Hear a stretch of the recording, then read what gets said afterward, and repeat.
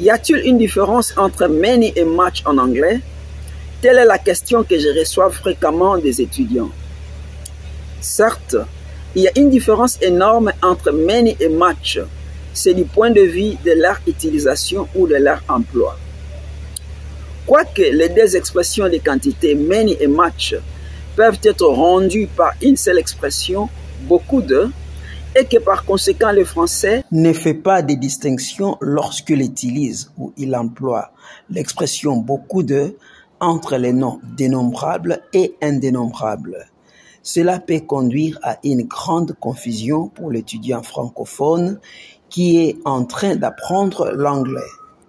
Parce que pour le français, il peut dire d'eau et il peut aussi dire beaucoup de maisons. Pourtant, eau en anglais est un nom indénombrable et que maison est un nom dénombrable.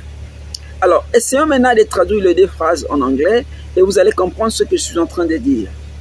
Beaucoup d'eau, en anglais, c'est much water. Et beaucoup de maisons, en anglais, c'est many houses. Voyez, quand vous essayez de comparer les deux expressions traduites en anglais, beaucoup d'eau et beaucoup de maisons, vous verrez, il y a une différence déjà, parce que là, on a utilisé many et de l'autre côté, on a utilisé much. Cela étant, comme eau est un nom indénombrable en anglais, il faut aussi un quantificateur qu'on emploie uniquement pour les noms indénombrables. Comme maison, c'est un nom dénombrable, il lui faut aussi un quantificateur qu'on emploie pour les noms dénombrables.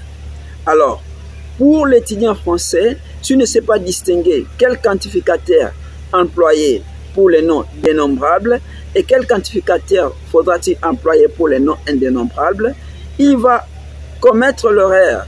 C'est-à-dire, il peut dire many water ou much water. C'est-à-dire, il est dans la confusion totale. Alors, dans cette vidéo, je vais vous aider à comprendre et à bien les employer. Si tu n'es pas encore abonné à cette chaîne, le temps pour toi de le faire. Alors, c'est parti.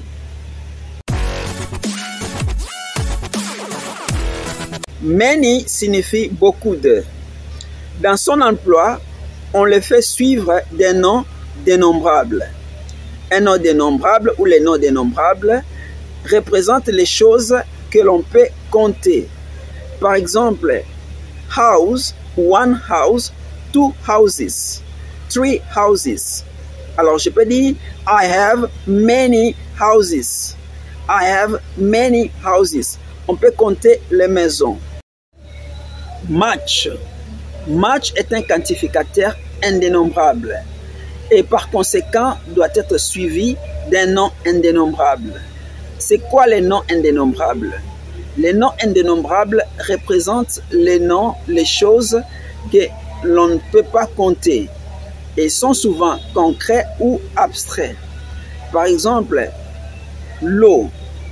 De l'eau, on ne peut pas les compter un à un. Si on veut compter cela, on doit se servir d'une mesure, par exemple, 1 litre d'eau, par exemple. Alors, maintenant, tu vas dire much water. Tu vas dire much oil, much love, much happiness. En conclusion, many quantificateurs dénombrables doit être suivi d'un nom dénombrable.